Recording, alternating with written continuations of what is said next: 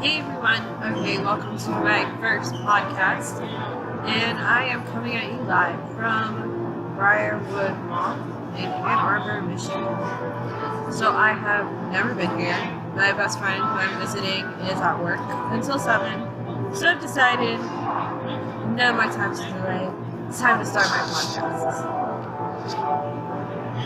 So, a little bit about me. My name is Emma Sky. I have been wanting to do something along these lines for a really long time. I've kind of come to figure I can't even talk to my family or my friends anymore about my crazy conspiracies and connections between history and governments and all that fun stuff. I don't know. It's just kind of more of like an outlet. I'm pretty sure that's why everybody decides to do a podcast. This is just more of an outlet for me to just kind of voice my concerns and my thoughts, and then over time, kind of relay them back to myself or for you to share with others. Kind of like share a different perspective. I am a first generation Cuban American. So I am very Latina-esque, I guess you could say. A little bit, but not too much. I grew up in Miami, so I still live there, go to school there. I'm studying communications right now. I'm doing like digital media studies, so I pretty much try to inform myself as much as I can about the world, our environment, about history, about art, about everything, how like our whole species on this planet is just interconnected with it. And it is alarming to just grow up in this century right now and to see how our consumption is at an all-time high. I mean, right now it's the holiday season in full effect. I'm here on a Sunday afternoon. People with bags of stuff. And I mean, I'm not gonna lie, probably after I'll go buy some Christmas presents for like my family members who I kind of like. I'm kidding. I love all of them, but I kind of realized as I got older, my tribe is more of the people that I see every day. And they're still my tribe, my blood tribe. But it's not like they call to see how I'm doing. And I'm pretty sure a lot of you can relate too. Like, isn't family when you grow up supposed to be a sense of where you find how you connect with one another? Kind of like, they're like your main group no matter what happens to you, and you're like, they can go back to, they you can talk to. And honestly, that's why I've always loved the holidays. I mean, I remember like my two best friends would always just kind of gather together on Christmas, on Thanksgiving, and New Year's, and I'm like, no, I'm sorry, I can't go. I have to go to my uncle's house, my grandma's house. And I always have to eat with them because it'd be like rude not to. But this year, I have been awakened. I visited my extended family in Cuba that they never left, so a lot of them are still there. My mom and her mom and like my grandma's now deceased brother were the only ones here out of like 8 siblings. Wait, 6? Something like that. And to see the way they live over there compared to what I grew up here, I am fortunate. And I feel like everybody who has grown up in this country should be, well, at least if they grew up in like middle class, kind of like, both your parents were working or your parents worked really hard and you never had to be homeless. That's what I mean, like you're fortunate compared to others who have had to suffer. Even in this country, we have a very high rate of poverty. I have people that I've known my whole life that would tell me stories of like how rough it was for them. And I feel like as adults, you're kind of I feel like as an adult, now as I'm a young adult, now that I am an adult, I feel like all the shit that happened to you as a kid, if you didn't process them correctly, you kind of use vices to kind of get through your day-to-day. Like, I mean, all adults in the world consume alcohol. Alcohol is crazy. I mean, I just bought this book, which I haven't read yet, but I'll probably do a review on it. So it's called Run the Rum In, Rum Runners, Bootleggers, and Stills, from like South Florida during the Prohibition. So we all know during the Prohibition era, that's where gangs and like gangsters and mobsters really came out, because that's how they made their money. And in a time where everything was illegal. And we're still having that nowadays because we have that whole war on drugs that is still a dying war. Like, why are we still fighting it? If anything, it's made it worse because now in America we have a very high opioid overdose population. I've known people who have overdosed. I know people who have overdosed on heroin and meth.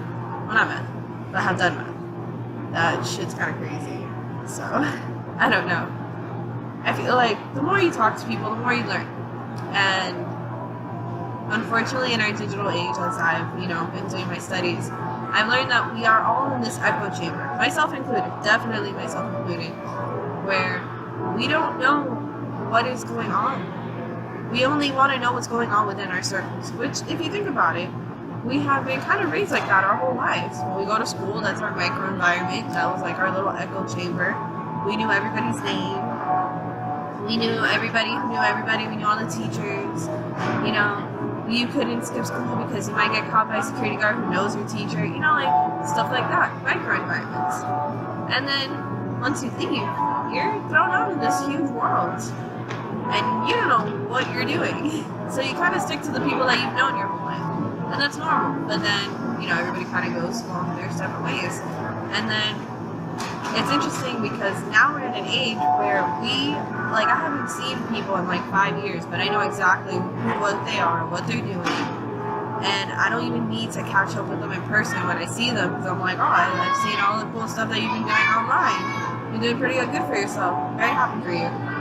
And then, people ask me what I've been up to, and it's like, well, yeah, I've been okay too, I guess.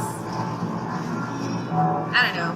I feel like digital media, I have this theory, which I will explore a lot in my future podcast, is that as much as our technology has evolved, we as people, and especially in the communicative field and psychologically, we just try to stick to traditional things, but this is new. So it's like we're rewriting the rules constantly every single day when something new comes out, especially with social media. All social media, if you think about it, it's all saturated now because it's all the same thing. You can post pictures, you can post words, you could, I could post video, I could post audio, I could post anything I want on pretty much all platforms, which is what I'll do with my podcast. On Twitter, I'll post a link so you guys see the video. On Facebook, I will post a link so you guys can see the video and the audio. It's not that hard nowadays, and we are entering our own little bubbles, and in these little bubbles, a lot of people are scared to hear different things, and that's what I want my podcast to be, a chance for, hopefully in the future I'll interview different types of people, even people who I may not agree with, people who may not agree with me, but that's what this is for. That's what the internet is for. It is for information and porn. Which, if you guys think about it, porn literally, internet revolutionized porn. And commercialization has definitely hurt the porn industry in a way in the last 50, 60 years that now we don't even have naked girls on Playboy anymore. That's how much the internet changed things. Because things are not the same thing anymore. What I mean is, Playboy had, their same concept 20, 30 years, having, their centerfold, 50, 60 years, my bad. Started in, the 50s. And now we just have, centerfolds, but with cute lingerie on. And they have really good articles. Because that's why, guys, check that out. So, this is just kind of, a general synopsis of, a lot of things that I'll be covering. And if you guys can hear it, the piano player here at the mall, which is very fancy, mind you, he's playing the Charlie Brown piano music from the Christmas special that all of us would see as kids growing up. Who watches Christmas movies and shows anymore? If you guys want to contribute, of course, comment, share, even respond to your own video podcast.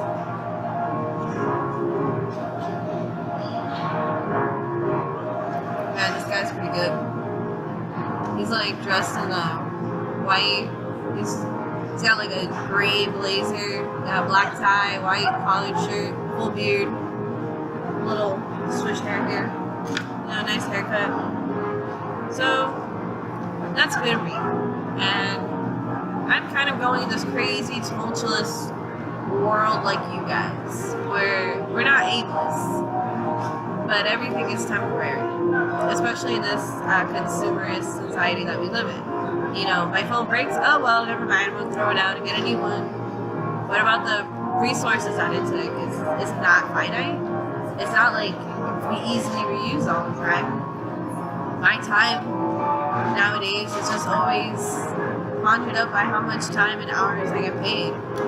Like if I work 5 hours, great, I made like $100 because I earn X amount of money per hour.